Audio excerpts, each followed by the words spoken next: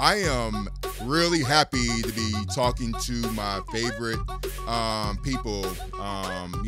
Vladyslav, my favorite, one of my folks over in Ukraine that we meet all the time, and Rita. Um, Really happy to have y'all on the podcast because we're going to be talking about Ukrainian solidarity with Palestine, namely, and obviously a lot of stuff that's going on in the world pertaining to Palestine, and also we got Ukraine going on, and so I'm really looking forward to what it looks like to give a damn about Ukraine, and then also have a heart and also have a consciousness for Palestine as well. But before we get into that, I want to talk to y'all about how you doing. I don't want to talk about all this intellectual stuff, but just you individually. How are you coping with everything that's happening in the world, and how you taking care of yourself? So, Rita, how about you?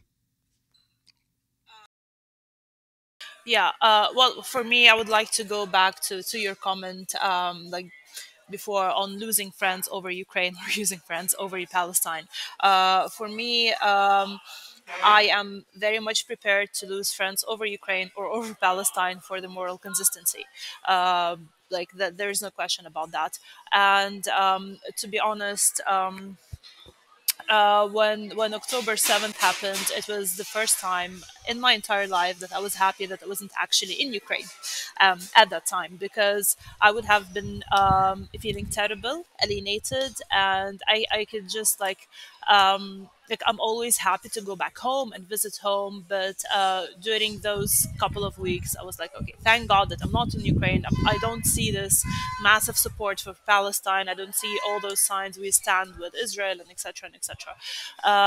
For me, like a lot of Ukrainians, if you ask a Ukrainian about what is happening in Ukraine, they would tell you that the war did not happen in February 2020 to 2022. The war happened like before that.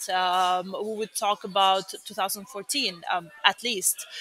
We would talk about Russian colonization. We would talk about like a very, very like long history of Russia trying to erase Ukrainian culture, of Russia trying to erase Ukrainian language, of Russia trying to erase Ukraine whatsoever. In it, like in the history, we could talk about. The Holodomor as an example. Like, there's a pattern of trying to erase everything that is Ukrainian. And we cannot ignore that history when we talk about what's happening now. Similarly, we cannot ignore what's been happening in Palestine. We cannot ignore the history of colonization, with the creation of Israel.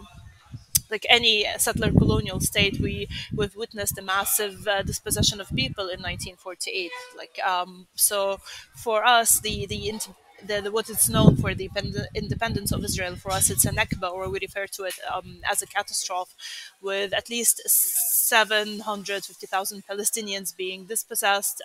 Like we're talking about around 80% of the territory. So there's a long history that is behind that. And the war did not start, like similarly like to Ukraine, the war did not start on the 7th of October, of course.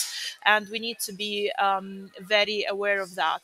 And for me, it is very like discouraging to see that a lot of Ukrainians are able to see Russia as a You're terrorist Ukrainian state, and Palestinian for a lot of people but who are don't know. not able to see the war crimes that Israel is committing, are not able to see that Israel is a settler colonial entity.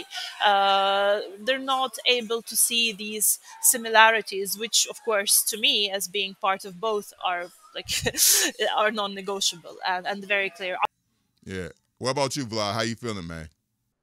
I nearly don't sleep, so it affects everything else, work and just I don't know my speech skills, and yeah. So I have problems with sleeping schedule, and I think it's related to war mostly, and all the things that are going, and the problems with trying to find a job in this situation, which is really hard. Yeah, right now it's hard to think about what will happen in terms of war situation, frontline mobilization, and I think for me there is a need to keep at least some minimal level of calm and stability and because there's so much worse things that could happen soon, and we need to be somewhat prepared for it. So yeah. Yeah, I mean, I mean, as for a lot of us who don't know about who don't live in Ukraine, it's when you say the worst can happen. I mean, being in Ukraine, Russia is occupying 1/5 of the of the country, committing a genocide essentially. And you say, what if? I mean, it just kind of speaks to the magnitude of what's really happening there. And with Rita, you on both fronts, you got Palestine and you got Ukraine. And I know for me, as somebody who's in New York right now, and I'm not native to any of these countries that's dealing with the, whose countries are being invaded and attacked, but my country is contributing and reacting very differently, and for me, beyond the journalism, one of the things that drives me and one of the things that I struggle with is my moral consistency. And you pay a price for it. Now, obviously, not the price that either you are paying, but what that means for me is that you lose friendships, that people that you thought you were cool with. October 7th, when I started talking about Palestine and the overreaction, I lost tens of thousands of people on Twitter alone who felt like I was just a Hamas supporter. Some of those people I were really good friends. It did hurt me, a lot of them were Ukrainians, and it bothered me for a little bit. And then I just kind of got really, I had to really reassess and look at myself and ask, what does it mean to do the right thing? Because doing the right thing means that oftentimes you're not going to be popular. So just psychologically, I've had to deal with that. And then being somebody who supports Ukraine and also being a Black American, and I have my own issues of racial injustice that are taking place here along with, other Black Americans. I just can't be emotionally committed just to one thing alone. And so balancing those have been a challenge for me. And I would never say that it raises up to what you both are dealing with, but emotionally, I think for all of us who give a damn, it does take a toll because you care so much about both people and you just wish that everyone would have the emotional intelligence and bandwidth to fight against colonialism, regardless of where it comes from, and even if it makes you uncomfortable with what you thought you knew. So, yeah, that's the toughest thing for me. But I want to dovetail straight into why why Ukraine should support Palestine. I was in Ukraine when October 7th happened, and I was there and I saw the reaction. We saw obviously the pro-Israeli, the Israeli flags around Kyiv, for example. We all saw all of that. And of course, we understand that all terrorism is bad. But as somebody who's been to Palestine and traveled through the West Bank, I also know that Palestine was in an apartheid state and suffered atrocities and abuses by the Israeli government before October 7th.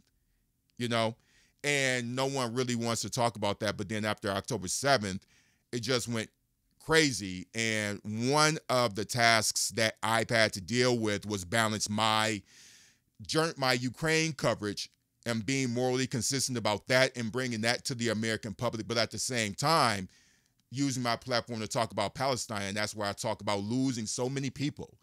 And so many of my supporters who say, you're right about Ukraine, but you're wrong about Israel and Palestine, and you're just a Hamas supporter. So I'm just immediately kind of put in with the pro-Hamas area anytime I talk about Palestine. And I'm just curious, Rita, what do you think about, being a Ukrainian and being a Palestinian? How do you navigate this? And just how do we support both places, both peoples? I think Rita is right now. She is frozen. So Vlad, we're gonna go to you, man. Like, what does it look like to, support both places under these circumstances, man?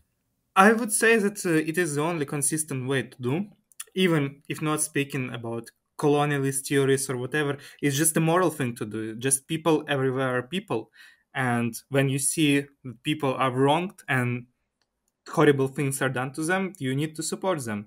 And that's kind of the most basic principle that applies everywhere in the world, including Palestine. And I think that if you just have conscience, you're supporting everyone who suffers from tagging civilians, attacking civilian structures, and ethnic, practically what's going on, nearly ethnic cleansing or genocide. And it's hard to be morally conscious and just have empathy and not try to support and Ukrainians and Palestinians and other people who are suffering in the world. It's just about, I don't know, human dignity and human rights practically. So for me, there wasn't much to think about. Of course, one should also pay attention to victims of terrorism and for problems with anti-Semitism and anti-Islamophobia and anti-Arabophobia that goes on in Europe and US. But yeah, the first thing is just to show kind of basic human solidarity and empathy. And if you just try not to shut down your empathy, I think most of the answers really obvious in the situation. It's obviously, yeah. Yeah. So you know what? Well, I'll tell you what I find on both ends when I'm dealing with folks who are on the pro-Palestinian side or the pro-Ukraine side. Neither side knows jack shit about each other in general. And I'm saying this as somebody who lives in Ukraine, at least part-time, and then somebody who's actually been to the West Bank recently. And I have people telling me that I don't understand what's going on there, and they haven't fucking been. Like, it's really annoying, right? Because what I find interesting from the pro-Ukraine crowd, and this is not even just Ukrainians, these are just people in America who support, who say, who have both the Ukrainian and the Israeli flag in their bios. They will go on and on about Russian colonialism, and they will go on and on about language and culture and history, but do very little of that when it comes to Israel. And I really think it's because they've latched on to the notion, to the very real horrific war crime genocide of Jews in during the Holocaust, which is obviously very real, right? We all know that. And I think what's happening is that people don't realize that the way that Israel was essentially carved up, that Europeans did not necessarily want Jewish people to be in their lands anyway. There's European anti-Semitism, a lot of Jewish people being moved into the Eastern Steppe, and that exists, right? And so I think and also what frustrates me, Vlad, is that the people who insist on telling me that, Terrell, you are really good with Ukraine, but you really don't know the history, which is ironic because I'm telling you, none of these people who are asking for people to advocate for Ukraine has this standard of you have to be PhD level to really understand what's going on. All they say is Russia is bad and they're colonizing us and we need to stop it, which I'm all for. But when it comes to Israel and Palestine, I need to be a doctoral candidate on Middle Eastern politics. I just find the contradictions and the hypocrisy to be glaring. Vlad. So my turn. Yeah. Yeah, to be honest, in Ukraine it's rather hard. I can understand the reaction that was immediately after 7th October attack. A lot of people, including me, have, of course, relatives, Ukrainian Jews, and people in Israel who were under rocket strikes and all of that. So the reaction in first days during the terror attack was understandable. But after that, Of course. after invasion started and continued towards the Gaza, after all of this indiscriminate attacks that became more and more obvious, unfortunately, Ukrainians didn't follow it and didn't try to understand. Of course, we have our own situation that takes all the media attention. But because of this, a lot of Ukrainians just become very ignorant to other struggles and not trying to build bridges and understand people, but kind of to sit in your room with your old thoughts and try not to change everything. And unfortunately, it is very bad approach. It's approach that harming moral consistency, harming solidarity, and harming human rights. I believe that for building better Ukraine and better world, you need to be consistent with your principles on everything. You couldn't be supporting human rights only like for 70% of the people or something like this. You need to support human rights for 100% of the people on the globe. And for that, of course, you need to accept the struggle of Palestinians for survival and for their state, and also recognize all the war crimes that are going on without giving also a territory for promotion of terrorism.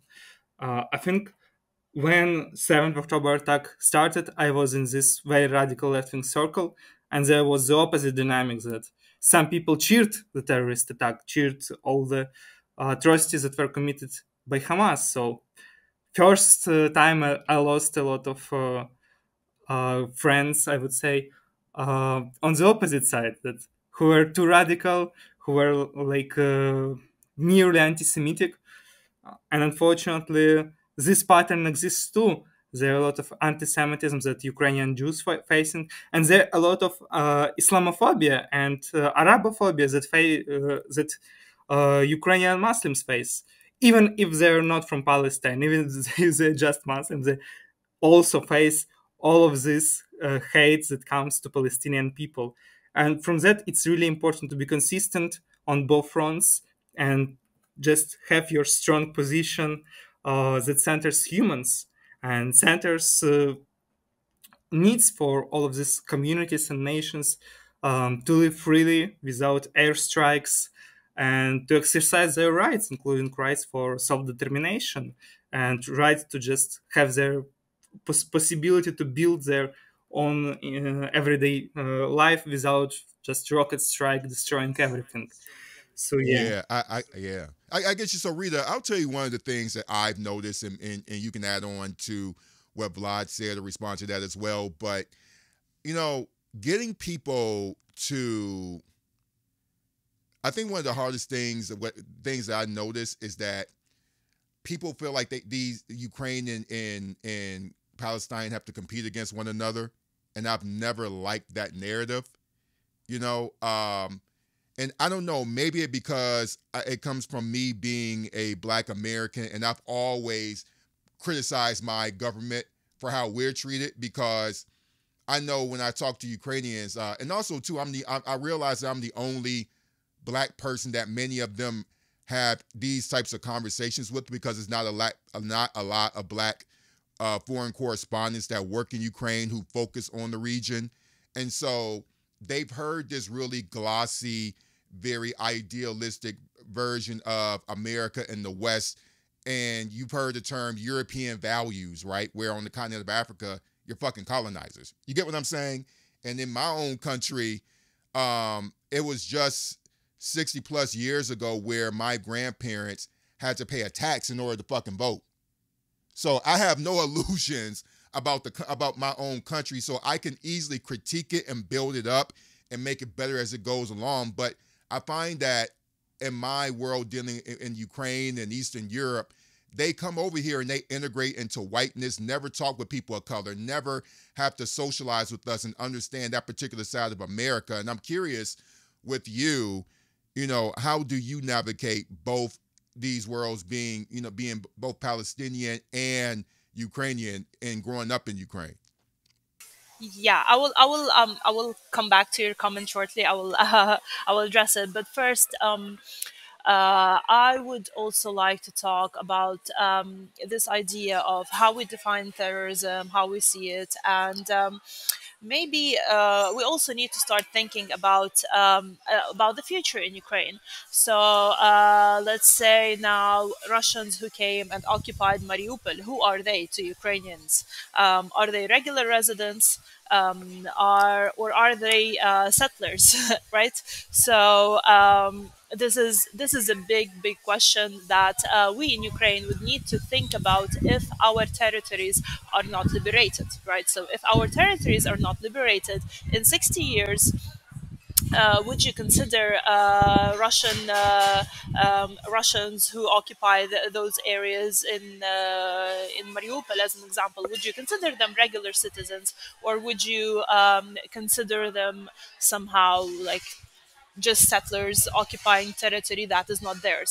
So one thing that we need to I think we need to address, and that's the Ukrainian audience does not really understand fully, is for when the war in Ukraine started, a lot of Ukrainians started saying that all Russians are guilty to some extent, and we were started talking about this collective guilt, and this idea of collective guilt of people who live in Israel, who live in an apartheid state, who are actually benefiting from the state, who just like live their normal lives. We're not talking about their collective, let's say, um, uh, being part of the system, right? We're not talking about this collective guilt. So for me, it's not as much cheering for terrorism or whatsoever, but it's just like a very different dynamic.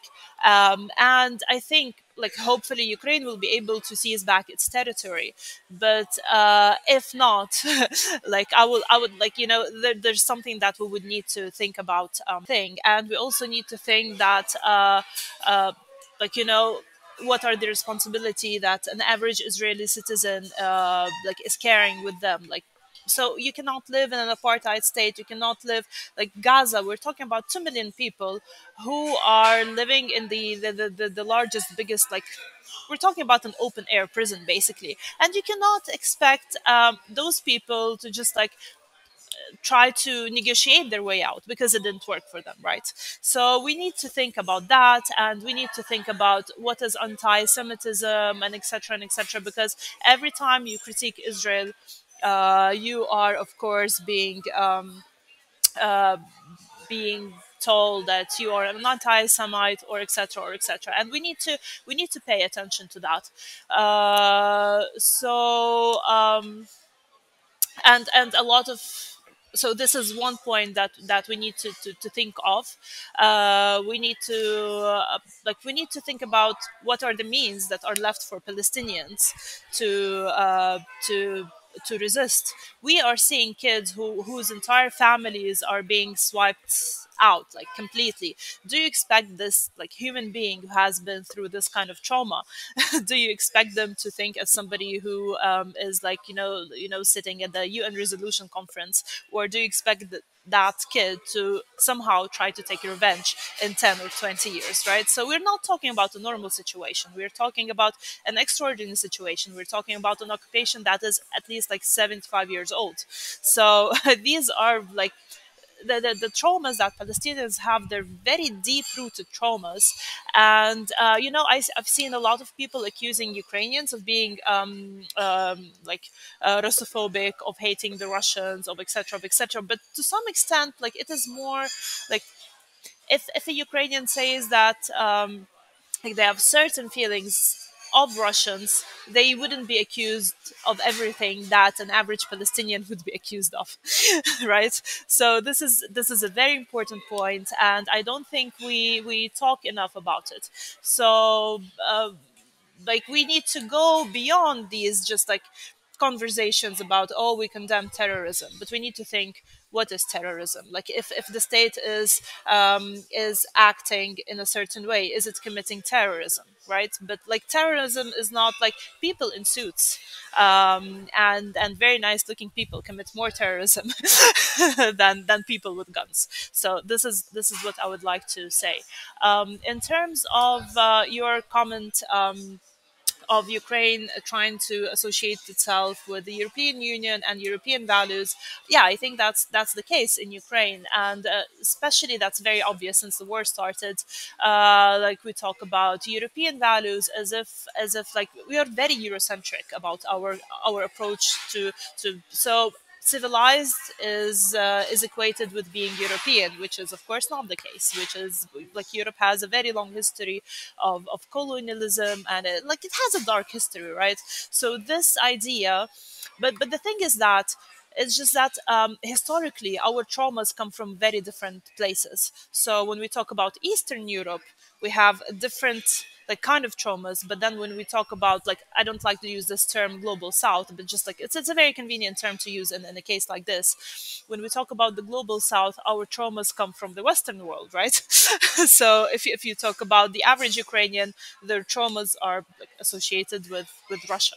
If you talk about with any average Arab, their traumas are associated with the US, and those are like, we can talk about the Cold War, but we're talking about basically two opposing powers. So people are not able to see that because their traumas essentially come from a different place. And this idea that like Ukraine trying to be European and etc. and etc. And I've seen a lot of people addressing that on Twitter, like this idea of Russians being Asians, that's why they're committing all those crimes. I mean, this is not a very nice idea, right? to express. And then this is like this is very racist to some extent. And also a lot of Palestinians, they like, or people in the Arab world, they don't see what's happening because they're not familiar with like with the history of Russia. They're not familiar. So they're not familiar as well. So this is why.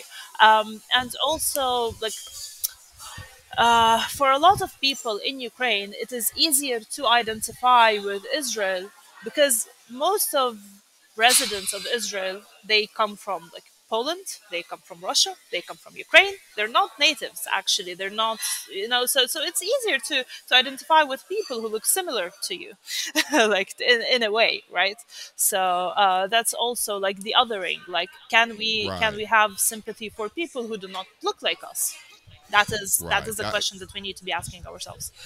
Yeah, and and it's so interesting because when the war started, I never, I realized immediately one of the things that intrigued people about my on the ground reporting was what was this black dude in Ukraine, running around, and I was helping people to flee, etc. And that was something that drew people's curiosity. And to be honest with you, I don't mind it because I think it's perfect. I think people can easily make the lazy assumption of being token, of saying, okay, you're a token, or saying it's a tokenized experience because, oh, look at this guy who wants to, who's helping these Ukrainians, blah, blah, blah, blah. I've actually seen some of that bullshit on social media, but I think it's perfectly healthy and constructive to show and to demonstrate what it looks like to give a damn about people and take the time to educate yourselves, because I know for certain what really helped me to understand Ukraine, right? I want to get to what you're talking about, Rita, is that,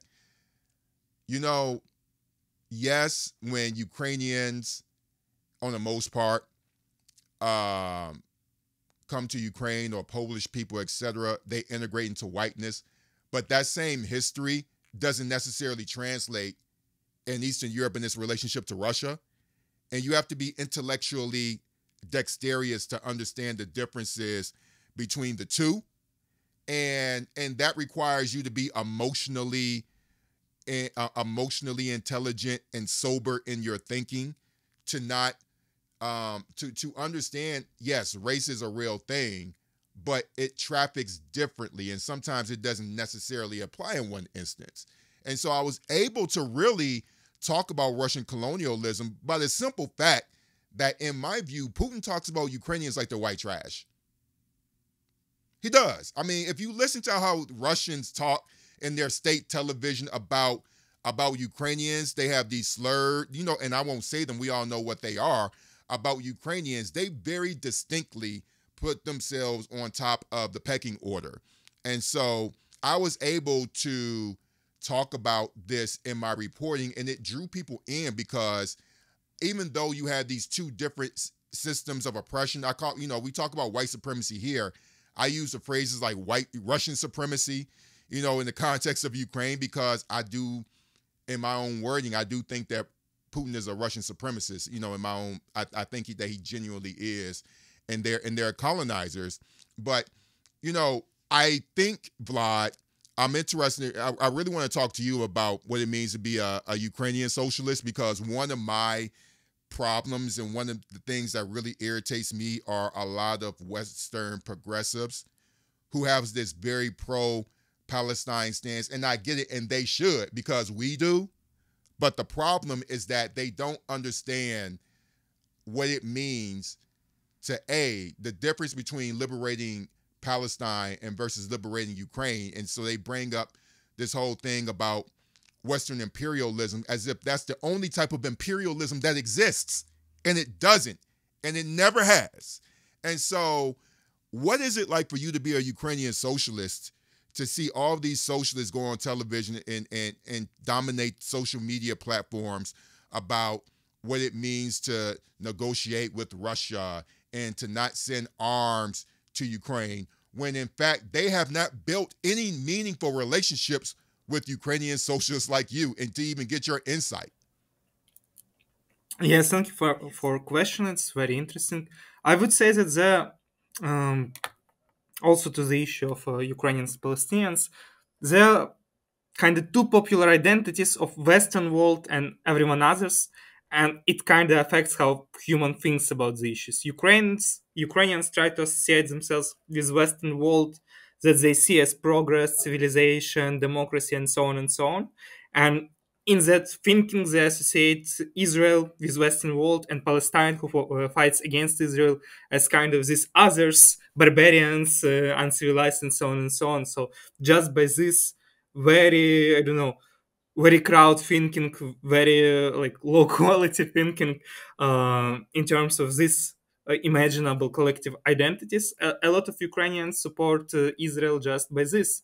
And the same in the opposite way goes for American progressives who support Israel but don't support Ukraine because they think Ukraine is kind of this part of Western hegemony and so on and so on. So it's kind of the same mechanism that is used there and applied.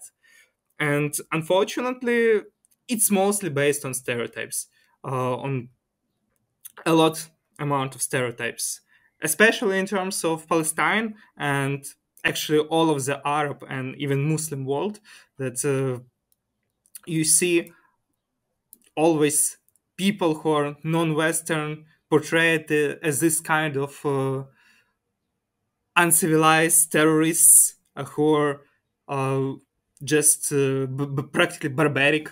And this kind of creates already thinking in people's heads before they know anything about the issue, that okay, these people are always shown as terrorists, they probably are bad, and use this thinking a lot. Unfortunately, it is extremely problematic and something that should be always addressed. And in Ukraine, it's also a big problem. It also becomes problem even when speaking about Crimean Ukrainians. So yeah, that's the first thing. I'm great for the point about states and moral responsibility, collective responsibility. I think it's very good to speak in this term, because responsibility, we shouldn't think about it as some kind of punishment. It's something that kind of pushes you to be a better person. It's actually responsibility to take moral responsibility practically for all people who live in Israel and for all people who live in Russia, because their states, their people commit horrible crimes. And if they can just ignore it, of course they're responsible. They have responsibility to, in this situation, not to be ignorant and think about it. And I think it equally applies to the both states and all many other states that commit horrible crimes. So yeah, about being Ukrainian socialist. In Ukraine, it's somewhat hard but interesting. So Ukraine has all of this anti-communist background and hate for socialism. But actually, what is even more interesting, that historically, like all the anti-communist stuff was actually very left-wing. It's like socialist resistance to Soviet Union, social rights, and so on and so on. And when the people understand this in Ukraine, they're a lot more keen, because Ukraine probably have one of the most socialist history in the world, because even founding of our state is based on socialist myth of Ukrainian revolution that then was destroyed by the Bolsheviks. But it is not known in the West. And in the West, there are a lot of stereotypes, usually xenophobic stereotypes about Ukraine, that were promoted by Russian diaspora in Russia and just by association that Ukrainians are some kind of peasants. And they're still applying. People still think of Ukrainians as some kind of either American lapdogs or uncivilized barbarians who just beg for something and always suffer and blah blah blah, and they just ignore them.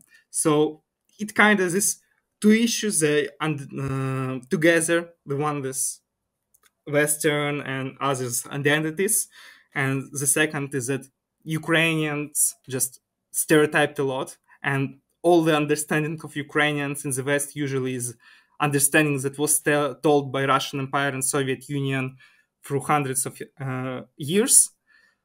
They all prevent proper solidarity even from progressive forces.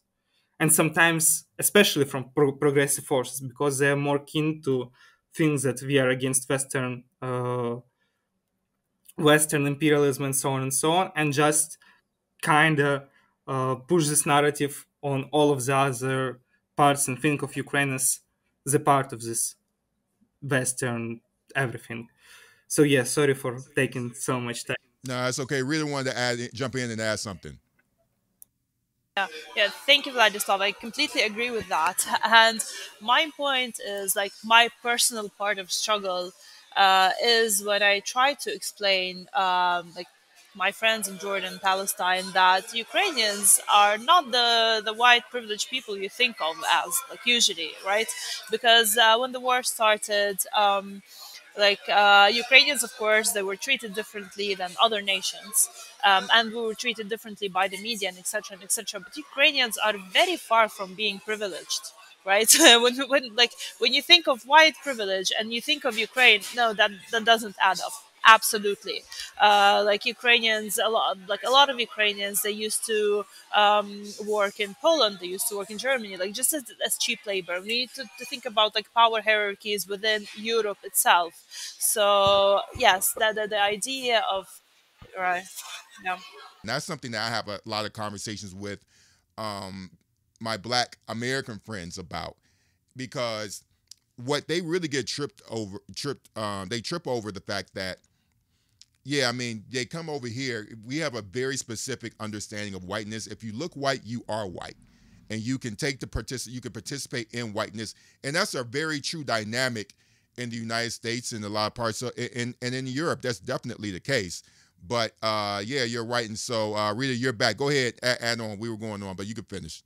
Yeah, no, that's it. I just wanted to agree, and I just wanted to stress that point that it's really important to.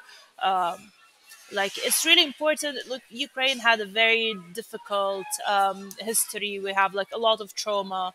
So like when you think of white privilege, please don't think of Ukrainians as benefiting from that white privilege. Yeah, so let me tell you, I agree with both of you, but here's the thing. This, I have to ask myself, why do I understand this, but so many of my fellow Americans don't? And it's really simple. To really do this, you have to personally discipline your mind and your heart to move outside of your emotional and your own intellectual silo. And that's hard for all of us.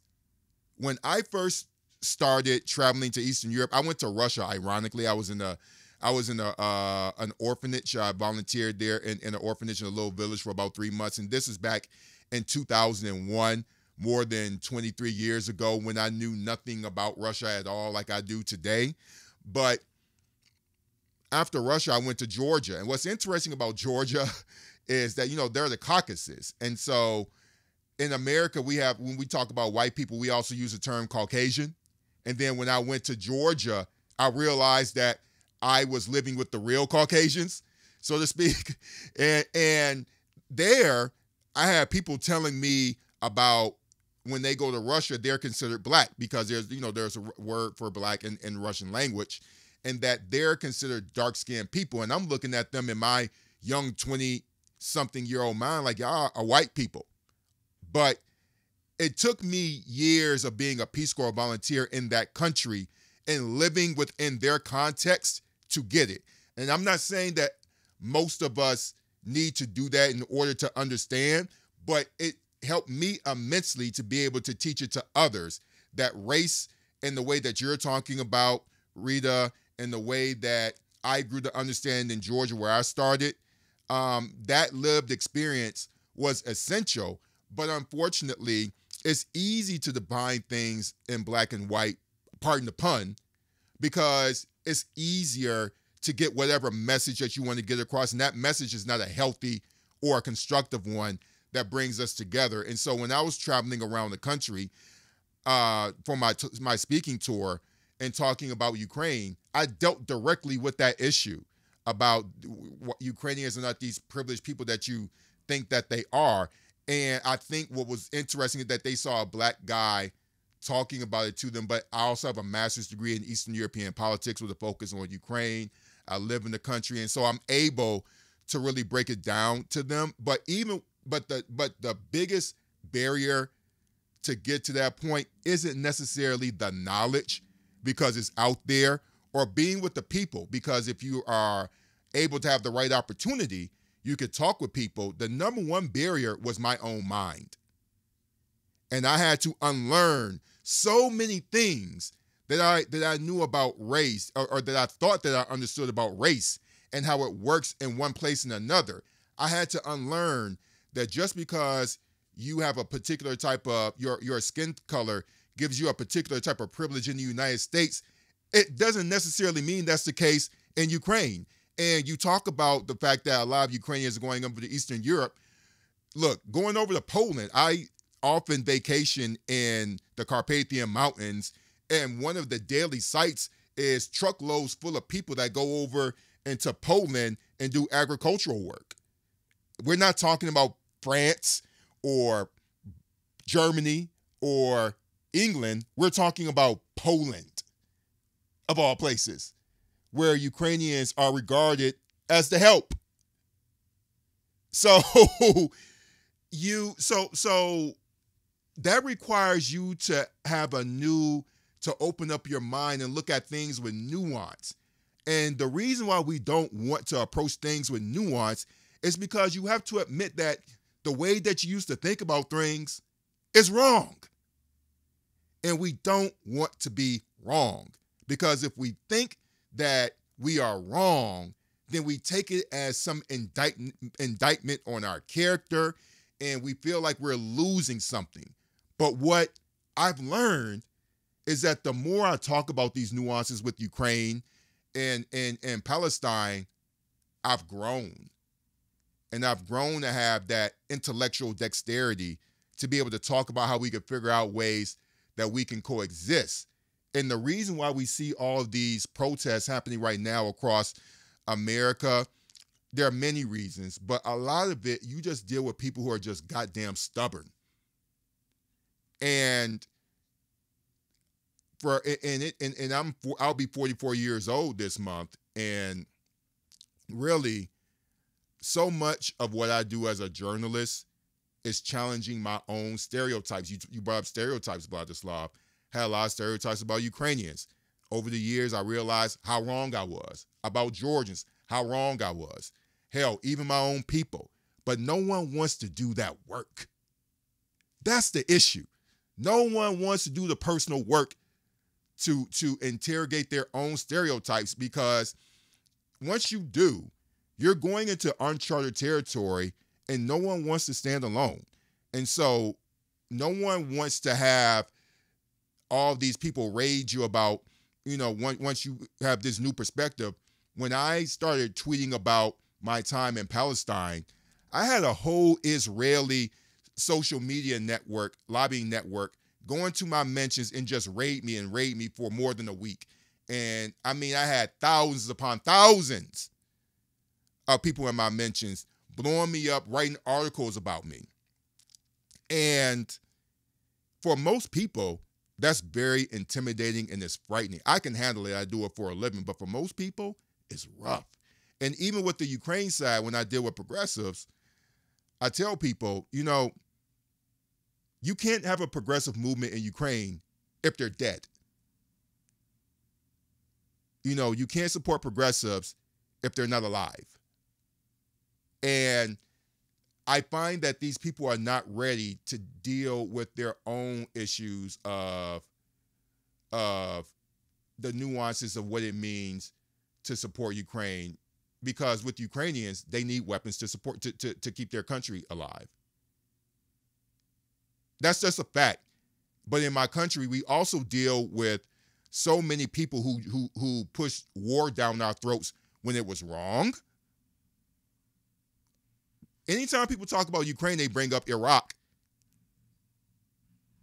They have the wrong inference in context, but they're not wrong about the fact that America puts us in one too many wars. And then when it comes to a point where we need to actually support an ally and it makes sense, then they're hesitant. And that's the fault and failure of the moral inconsistency of our country. So I just wanted to add that in, and you can respond to it if you want. But I really want to talk to you all about how you all feel about these protests that are taking place here. So one of the things that's happening there are dozens of universities.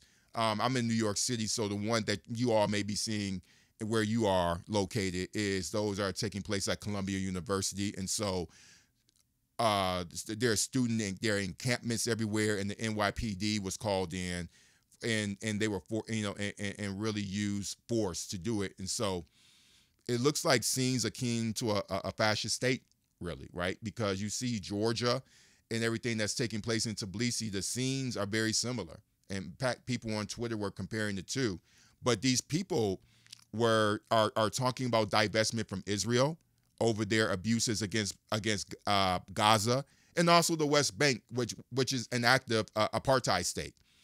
And so the way that a lot of media are covering it is very bent and leaning towards Israel. And no one is really focusing on the overreaction to October 7th and that 30,000 plus people don't have to die in order to go after Hamas. And so these students are protesting that, and we're in a very intense election year where you have so many Arab Americans who are going to be the deciding factor in whether or not Joe Biden wins or loses. And so I'm voting for Joe Biden, even though I know that this guy is presiding over a genocide. And I just have to reconcile the fact that I hope that I can help this man. I hope I could really push this man in my own capacity as a journalist to do better on Palestine. I also care about him supporting Ukraine. I just want him to be morally consistent with both. And I think that these students are really demanding that their universities rethink what it means to support this, apartheid state in Israel. But what are your thoughts, Rita, about what's happening?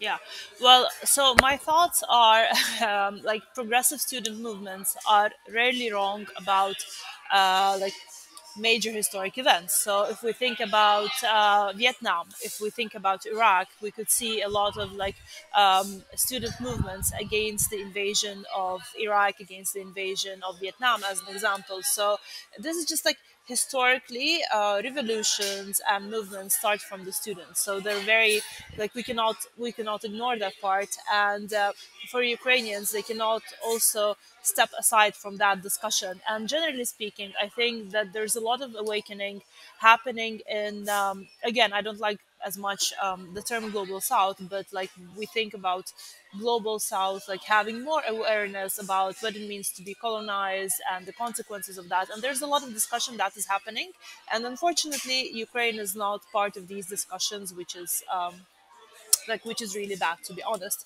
because we need to be on the right side of history. Like with Nazism, like with everything else, like in 50, 100 years, we were all going to be asked by the future generations, what did you do when the genocide in Gaza was happening? What did you do to prevent that? What were your moral consistencies? And also the thing about, like you said, like the confusion that a lot of people have in Ukraine is just like politically speaking, yes, like U.S. interest and Ukrainian interest are aligned at this point. That is why there is a lot of confusion about Ukraine, unfortunately. But for me, like what I see in Ukraine is like it's more of a like I'm not as much interested in the government because like the government, they all like they have their own agendas, and it's like geopolitical pragmatism. I'm more interested in the people, and I'm more interested in the civil society and what their stance is. So of course I support these student movements in like major universities, and those are, we're talking about the best of the best, right? When we're talking about these universities, we're talking about like people who spend like major time of their lives trying to understand how the world works. And the thing is, we don't give academics their power to be part of the policy making in the world. Like, as for the Biden to be morally consistent, I don't think it's happening anytime soon, because empires are not created to be morally consistent. They will never be. But like for us, we just need to be on the right side of history, I guess, when it comes to the student protests, and just to be aware of that, and just to be aware of how the media is covering it. Like, I saw instances of how some of the Ukrainian media is covering those protests, and it is and it's spoken of as if it is something anti-Semitic, although a lot of Jews are actually participating in those protests, and a lot of Jews are saying that you cannot commit genocide in our name, and that is a very important thing that we need to focus on. Yeah, Terrell, are you there? About this, Vlad being in Ukraine and seeing this going on. What are your thoughts?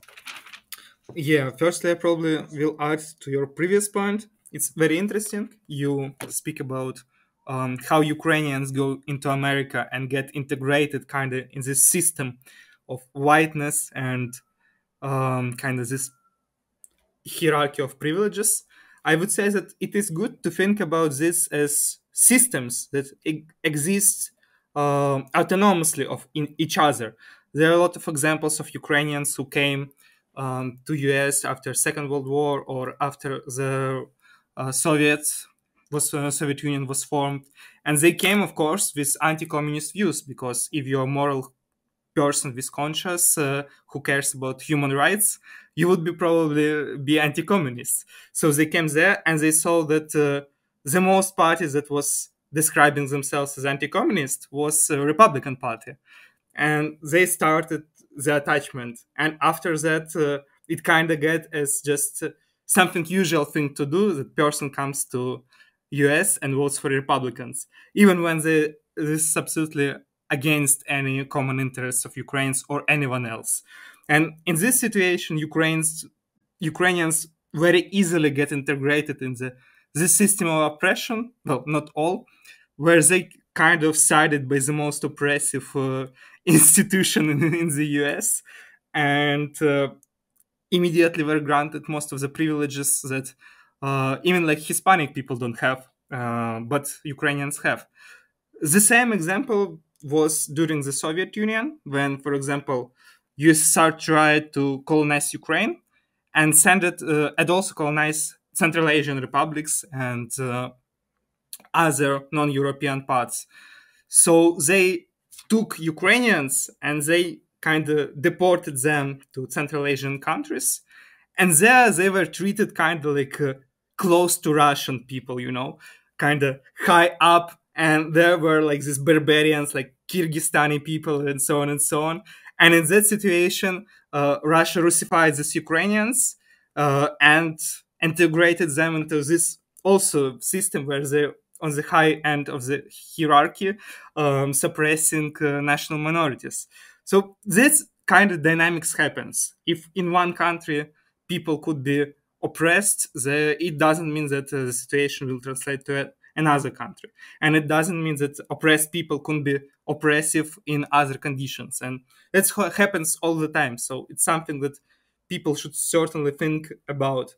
And yeah, about students, I think it is important, first and foremost, to say that it's absolutely insane to call cops on your students. Just on the basic thing, it's just insane thing to do, especially on absolutely peaceful protest. I recognize there are harmful elements who try to subdue pro-Palestinian protests with some radical, shocking stuff. This very small minority of mostly radical left who goes and say that we are pro-Hamas and so on on the meetings. There are practically a few persons on these meetings, but they're getting all of the attention. And unfortunately, there's a situation where media uses the most bright pictures to use to campaign against students. And you shouldn't necessarily be agree with all students, all student movements. There were a lot of times where student movements were very horrible. A lot of students in the US joined Communist Party in 20s and 30s and cheered on the Holodomor. And all remember 1968 in France, where students went to support Maoist China. So something like this happens, but, and it is important, but it's nearly always the minority of students. It's not always students who participate saying some horrible stuff. And it doesn't mean that there's carte blanche to just repress students and call them police. I sincerely believe, and I see this, that absolute overwhelming majority of the students are really just people who want to show their humanity and solidarity. And what's police doing and all of these raids kind of personally crippling the solidarity, pushing America, US into more dictatorial ways, authoritarian ways, and not accepting the discussion, and also radicalizing some of the students also to take this narrow positions. So that's horrible on all of the levels, and the decision to just sentence the cops on the most plural institutions that could exist in the state, on the universities, is just horrible, and that practically sums up what I think on the issue. Yeah, you know, I'll tell you something, Rita. You're probably gonna, I don't know how you're gonna take it. It's interesting. I feel safer as a black person walking around Ukraine, even during wartime, missile strikes notwithstanding, than I do walking around New York City. And here's why. I know that the police in Ukraine are not remotely close to being perfect, but I don't have to worry about them choking me out like George Floyd. I don't have to worry about them killing me.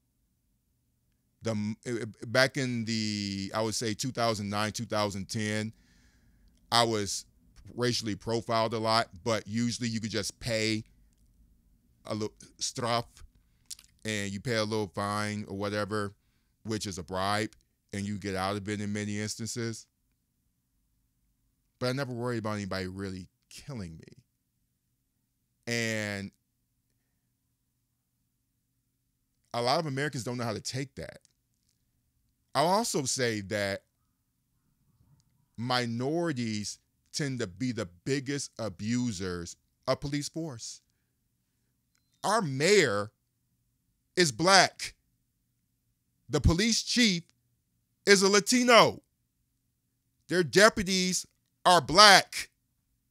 A lot of these, some of these high leadership people in leadership positions at these universities are people of color. So this notion that you that having more people of color in these positions are going to ease that pain, to me, is just 24 karat bullshit. And what's really fucked up about this is that Joe Biden's old, stubborn ass refuses to acknowledge that he is putting a memory in people's minds about how their peaceful protest is responded to. You are literally influencing a generation's politics, because they're going to become 44 years old like me, and they're going to remember this shit. And we spend all this time talking shit about fascism and regimes sicking police on their people and during protests, and we're doing the same shit. And it really annoys me when these white men in their high level positions go over to Eastern Europe and go over to the continent of Africa and go over into the Middle East and Asia and South America and talk about authoritarianism when you respond to peaceful protesters like fucking authoritarians. You know, it really irks me, and it enrages me. And these are the people who want to go to the continent of Africa and lecture to them about Putin, and the Africans who have their own things that they can be critiqued on. They do. But they're also looking at America and they're saying what's going on across these campuses with this abuse of police force and saying, who the hell are you to be dictating and lecturing to us? Yeah. So yeah, like one important note that a lot of people might not know is that yes, the police in the U.S. is brutal, and one of the reasons why they're so brutal is because they're actually trained by the Israeli occupation forces. That's a very important point to raise, right? So imagine if Israel has trained police in the US, and the police in the US is behaving that way. Imagine how the Israeli occupation forces are are treating Palestinians. Like, just a thought, right? So yeah, absolutely agree with you. And there's a thing is that if this happened, let's say somewhere in the Arab world, we'll all hear all about the news about like look at the dictatorships in the Arab world and how they're treating their citizens and etc. Let's go and teach them a lesson on civilization. That would be the dominant discourse. I like, especially in the media, because there's it's very easy like for people in media and in general just to create this certain stereotype, and then wow, you have an event that goes along with your stereotype that you already have in your mind, and then you put your projections into entire population, and this is how you talk about, like, when I tell you the term Middle East, what you think of: terrorism, war, and etc. like, right? So, like, we start linking those things together. So this is a thing that is happening, and hypocrisy is like, is something that we need to continuously bring the world's attention to. But it's just that we also need to understand how politics works. So anything that is in line with US interest is good, anything that is not in line with US interest is bad. And the same for Russia, right? Everything that is in line with like Russia's interest or not in line. So we need to think about how empires work, and we need to be realistic about it. But we also, like, I agree with Vladislav, we have our own accountability to being human, and to stand with what is right, not looking at the government, not thinking of like political considerations, not thinking of all those considerations that politicians have to make. We just, like, as humans and as people, we owe it to ourselves to be on the right side of history. So Rita, that's my tell me about what it was like growing up in Ukraine, and I want to talk to people about your background. You're both Palestinian and Ukrainian, and you grew up in Ukraine. How did that happen? Well, my dad, like a lot of Arabs, he went to the to the previous USSR. It was the USSR back then, to study, and the USSR, they invested a lot of money in the education. It was some sort of like the soft power that the USSR used. to bring about like people not from the Western world but from the Arab parts of the world and like from the global South generally. So they were very very generous with the scholarships. And so my dad and two of my uncles, they went on a scholarship to Ukraine. It was like back then the Socialist Republic of Ukraine. They studied there, and this is how my dad met my mom. But my dad is like one of like a lot, like thousands of Arab students. Actually, like if you go to Ukraine and you see like the Arab community now, most of this Arab community, they came to study in Ukraine and they stayed in Ukraine. So this is how we have like an Arab presence in Ukraine and other like countries. So, but back to your question, growing up in Ukraine, it was amazing. It was like it was amazing. I love Ukraine, Where and in I'm Ukraine did you grow always up? thankful. I was born in Poltava in central Ukraine, and my mother is my grandmother's house is in Poltava region, Poltava Oblast. And for me, I'm so thankful to for having this opportunity of growing up in Ukraine, because I think it's an amazing country. And to be quite honest, like people sometimes like wonder, because growing up Muslim, they wondered like why don't I eat that or whatsoever. But it was never like it was never hostile, to be honest. It was never hostile. And I think that there's a lot of similarities in the Arab culture and the Ukrainian culture. That's why intermarriages are so common. And like most Arab men who studied in Ukraine, they ended up like marrying Ukrainian women. So a lot of families, they have this interracial background. That's why I think that like Ukrainians, they like they're very open people. And the fact that like if a lot of like if they don't mind like mixing and having marriages with people of other races, it tells you a lot, right? It tells you a lot about the nation. But for me, like I grew up in Ukraine, and then we came back to Jordan, but I never lost this contact with the homeland. And I always say, like, unfortunately, with the war in Ukraine, everything that's happening, people think of Ukraine and then think of war and destruction and etc. and etc. But we have a very beautiful country. Like for like honestly, like I think it's the most beautiful country out there in the world. Like not most, I'm not being objective, but we have a very beautiful country, and I would like people to remember Ukraine as a very beautiful country with a lot of potential, because we do have a lot of potential. Yeah, that's one of the reasons why I personally am investing my time there, because before the war started, I wanted to start a tourism business, and I still want to do that eventually and bring people over. And I was going to start with the route of taking people from Kyiv and then take them to Chernobyl, and then from there on into the Carpathians through Yaremche and going into, going deeper and deeper into the Carpathians. And so it's definitely a beautiful place. I actually spent my COVID summer in the Carpathian Mountains. And so I really, 2020, I was definitely there. But I want to close out by talking to you about, just asking you very specifically, Vlad, what are your thoughts about being a leftist and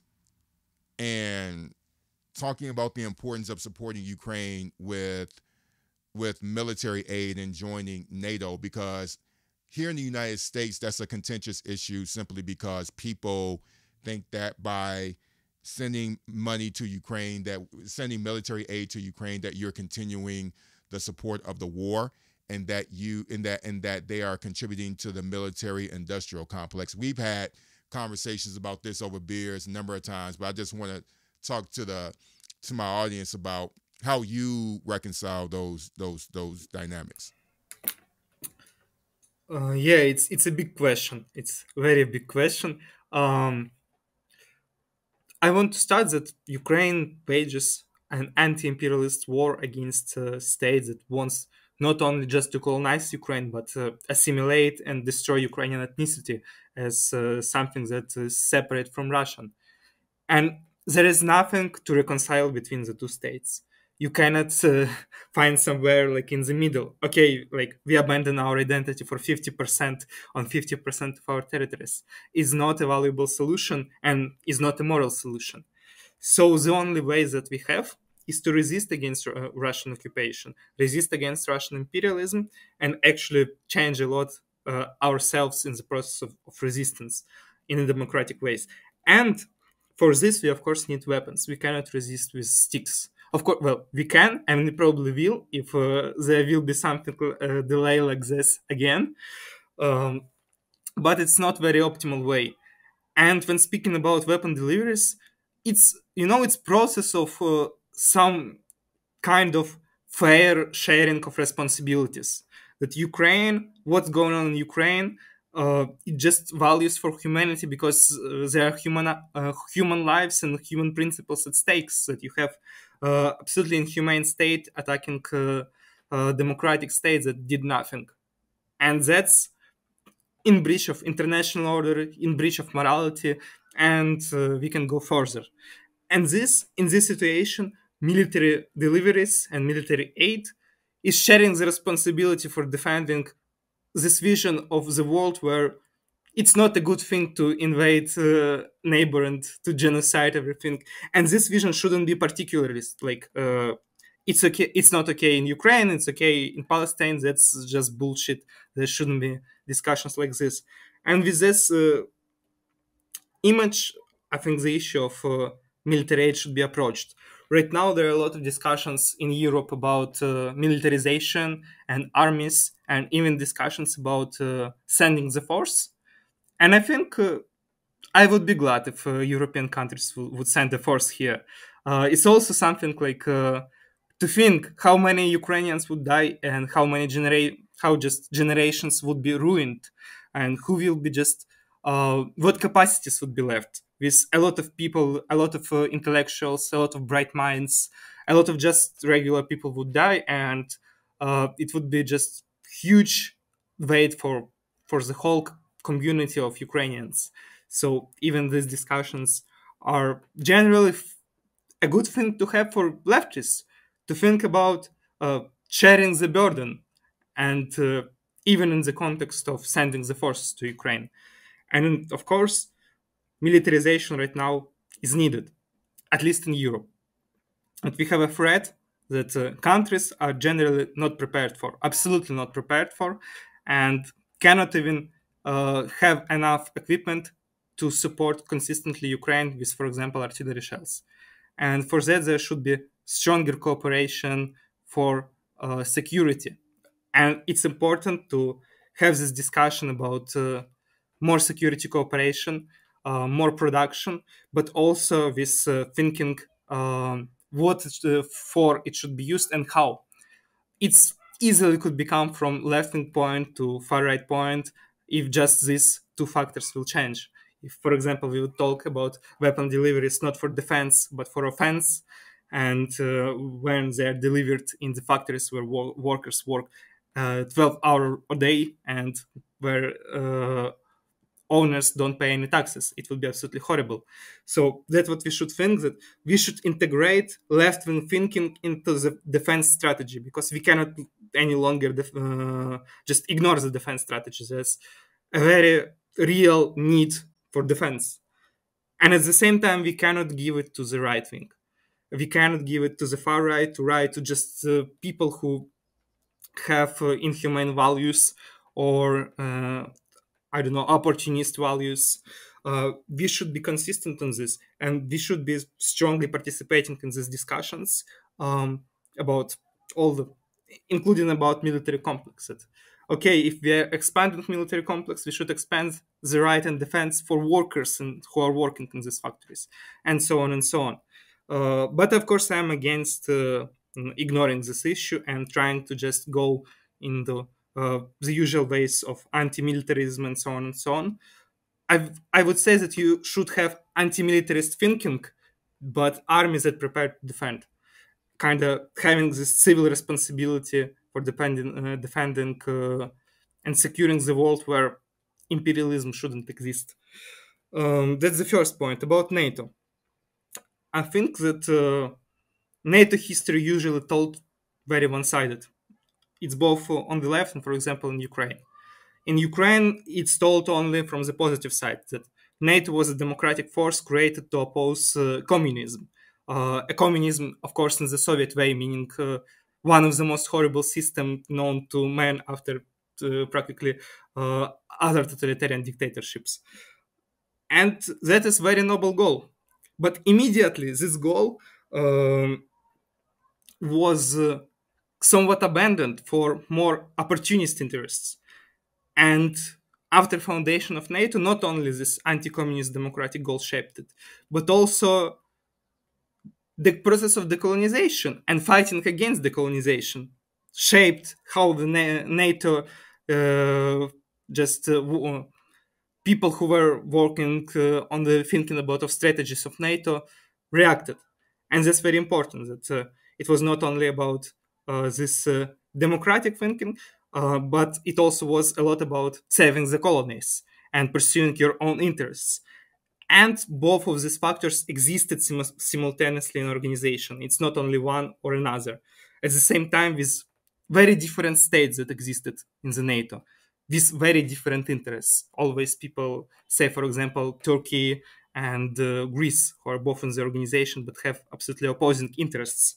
So it's not this very simple picture about the NATO. And we saw horrible acts which were committed by NATO, with NATO just being open and supportive of it.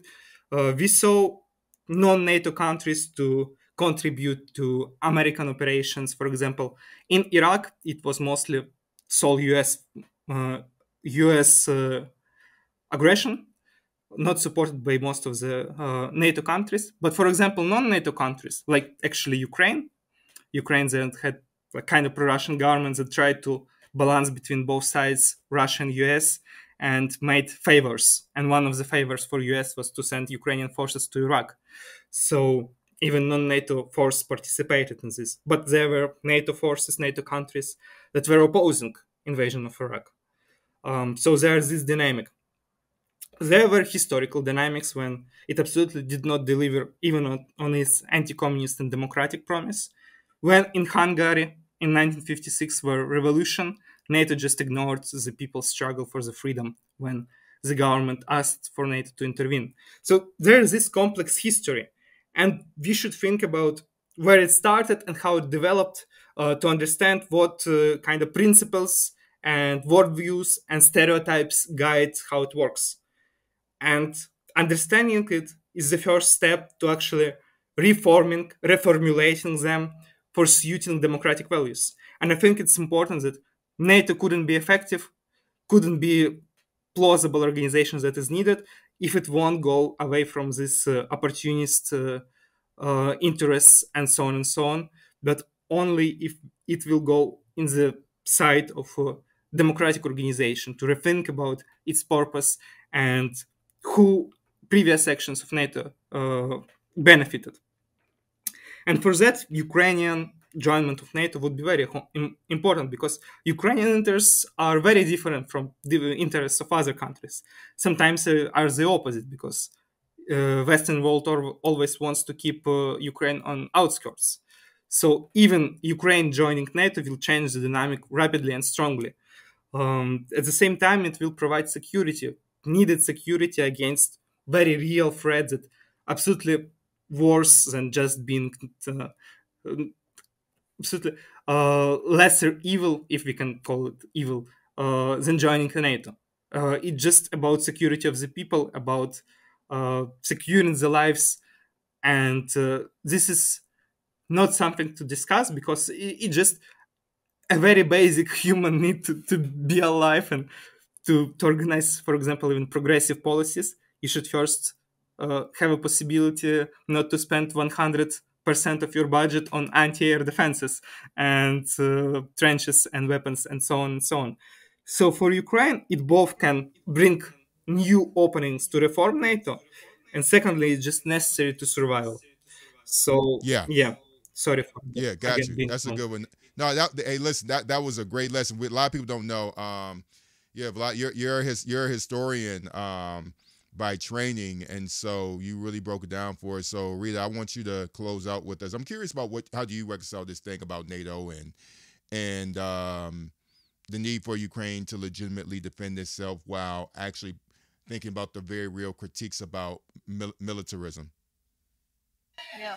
Thank you, Vladislav, for your very nuanced approach to this.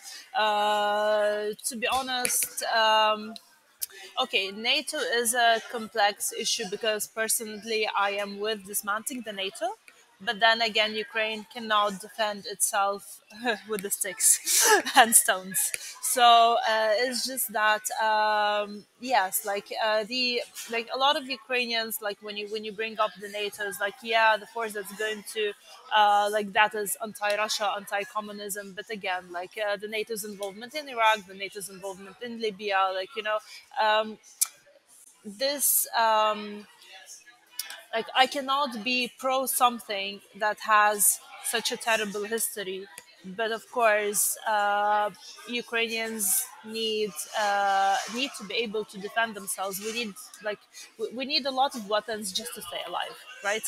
And we have very different interests than other people who are into NATO. And also, one thing to think about the future of Ukraine. Do we actually need a military state? Because Zelensky keeps saying that Ukraine in the future is going to resemble Israel. And I do not want to see Ukraine as a next Israel. No, I want to see a democratic country. I want to see a country where human rights are respected, and etc. and etc.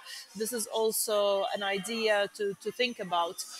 But the problem is also how the US approaches it, because the bills that are to come, they're like binding Israel and Ukraine together. So if the bill for Israel is going to be approved, the bill for Ukraine is going to be approved. And this is horrible. This is terrible, because Ukraine is not using the weapons that we receive in the way that Israel is using the weapons, right? We are using the weapons to stay alive, while Israel is using the weapons to kill. So this is a very, very complex issue, and I'm very happy that we're having these discussions on militarism, on how do we see the future, on how do we see NATO. Like ideally, there shouldn't be a need for NATO, right? But like we need to collectively be able to reach other solutions for Ukraine. And I also do believe that European countries and the NATO, they have a lot of moral responsibility towards Ukraine, because Russia keeps using this justification of, oh, we invaded Ukraine because Ukraine wanted to be part of NATO, and NATO said, like, we have the policy of open doors, but they did not actually open any doors. And I don't see Europe and the Western world doing enough to support Ukraine, to be honest. And they do have like an immense moral responsibility towards Ukrainian, because eventually it is people in Ukraine who are dying. It is mothers in Ukraine who are losing their daughters and their sons to this war. It's not some other nation, and it is our nation that is being destroyed, and we will have to rebuild our nation Yeah, eventually.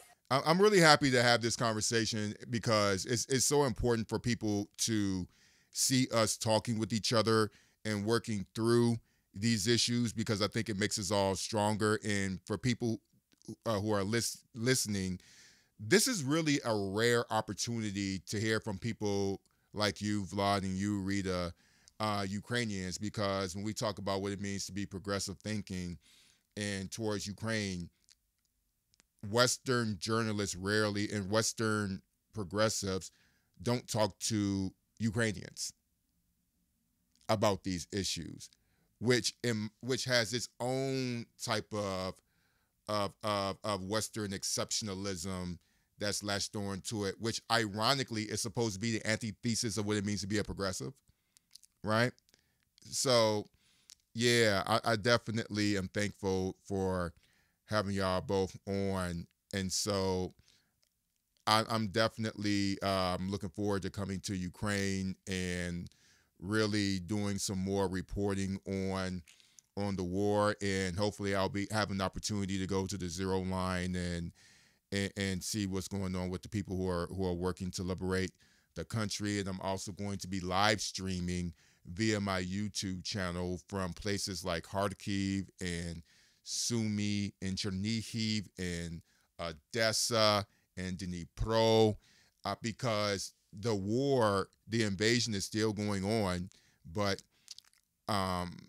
so much is happening in the world that we really aren't focusing on Ukraine like we should. And I'm going to continue to be devoted to Ukraine and be consistent with my reporting, regardless of what the mainstream media is doing. So I want to thank y'all both for taking the time to talk about this important subject, because we're all going to learn and benefit greatly from the both of you. Thank you for inviting us, Terrell. It was a great discussion. Thank you for your contribution. I think a lot of topics that we discussed usually aren't taken in a lot of serious ways. For example, this hierarchy of national and racial suppression and oppression, and the ways that they can differ in different states, and how we should approach these identities and question of defense. It's all very controversial and very hard things to explain, and they all need very nuanced analysis that will take a lot of things in consideration, and just to strike the most like balanced views that will benefit human rights and democratic rights, and just rights to live with dignity, and just right to live the most. And I'm incredibly thankful for your invitation. I'm incredibly thankful for Rita for her speeches, and it's great to hear, especially great to hear person from Poltava with strong Poltava identity. I absolutely love it. So thank you for all for this opportunity. Yeah, thank you, Terrell, and thank you, Vladislav. It was a very interesting discussion, and I'm really happy that we're having these discussions and we're contributing to these discussions, because, like, what we see on the internet is terrible. What we see in mass media is terrible. People are trying to, like, either this or that, and we're trying to put us in a situation where we have to choose or to compete, and this is not the case. We need to stand with our humanity, and we need to stand with our principles, and like, we are not our governments. The people are not our governments. We owe it to ourselves to, to be on the right side of history, whether it is with Ukraine or whether it is with Palestine. And I believe that these discussions are very important. And I see a lot of, like, you have a big Palestinian community, as an example, or Arab community in Ukraine that is very pro-Ukrainian, that haven't even left Ukraine, and they're still there. And and I think, like, they would very be thankful for discussions like these. And I personally know a lot of, like, Ukrainian women who live in the Arab world, and who also hear of all the nonsense about Ukraine, and they would be very happy about discussions like these. So I'm just happy that we had a chance to talk. And thank you, Vladislav, and thank you, Terrell, again. And hopefully, with more discussions like these, we will be able to raise more awareness about both Ukraine and Palestine.